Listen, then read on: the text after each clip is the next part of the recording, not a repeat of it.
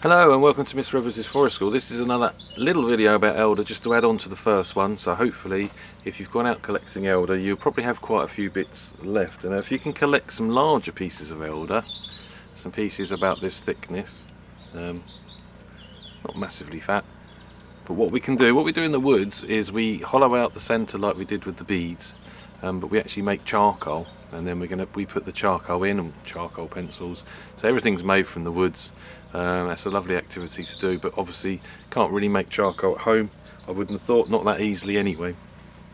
But one way we can just practice the skills to do with a charcoal pencil is cut your elder to the length you require. This has just been sort of peeled a little bit to make it look like a pencil. But for this we are going to need to look at the end bit and the sizes of the end bit, because rather than charcoal, because what happens in the woods, the charcoal is all different sizes, so you just pick the piece that fits.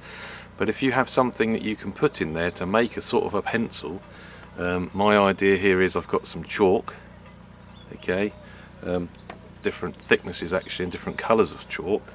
But I'm looking at the hole and I'm going to think, what can I fit in there? You could use a crayon if it was the right size, or maybe snapped in half. Now I'm not going to go too deep. This is actually a slightly older piece of elder, so it's going to be a little bit more difficult to do than the fresh elder, just simply because it's all dried out. But you want to make sure that hole is nice and clean, as clean as you can make it. So it's not really any right or wrong, just don't do anything dangerous, obviously, you know, just keep it nice and simple. Give it a blow. And I'm thinking hopefully this is about the right size for that.